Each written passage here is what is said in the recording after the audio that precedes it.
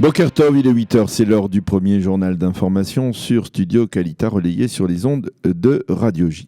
L'information a circulé durant la nuit, elle a été officialisée ce matin. Le porte-parole de Tsahal a en effet annoncé que les forces du génie militaire israélien avaient détruit durant la nuit, dans le village arabe de Bet Kachil, près de Hebron, les maisons de 4 des terroristes responsables de l'assassinat de Dvir Soreg Zichrono Livracha en août dernier à l'entrée de la localité de Migdal Oz, dans le Gush Etzion. La destruction de ces maisons a été rendue possible après le rejet par la Cour suprême de tous les recours déposés par les familles des terroristes contre une telle démarche.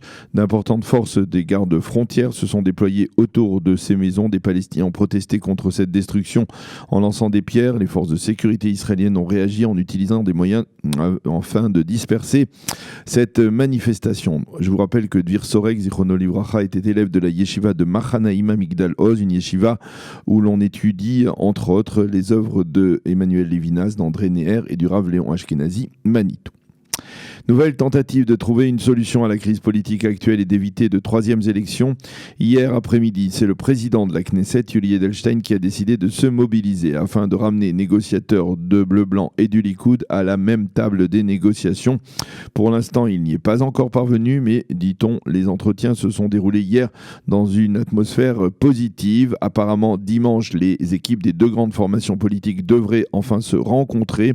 Cependant, au sein de la classe politique israélienne, on est plutôt pessimiste et l'on estime qu'il ne reste que très peu de chances d'empêcher de troisièmes élections. Hier, il s'est avéré que ce sont Yair Lapid et Moshe Ya'alon, deux des 4 dirigeants du cockpit de Bleu-Blanc, qui empêchaient la formation d'une union nationale, et ce parce qu'ils restent farouchement opposés à la formation d'un gouvernement dans lequel siégerait un inculpé tel que le Premier ministre Binyamin Netanyahou. Selon certaines sources dans l'entourage de Benny Gantz, ce dernier aurait exprimé sa frustration face à l'opposition farouche de Yair Lapid. Gantz aurait exprimé son souhait d'aller plus loin dans les pourparlers avec le Likoud, et ce dans un seul but, empêcher donc de nouvelles élections.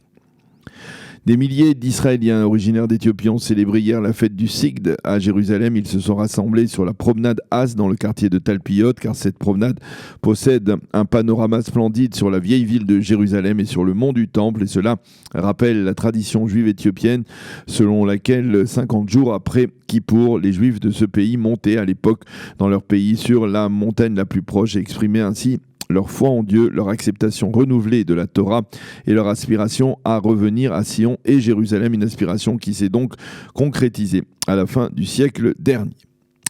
La NASA américaine va envoyer dans l'espace un générateur qui a été conçu et produit en Israël. Il s'agit d'un mini-générateur conçu par l'université de Ben Gurion à Be'er Sheva et qui permettra de transformer de l'énergie solaire en énergie électrique. Ce mini-générateur sera installé dans la station spatiale internationale.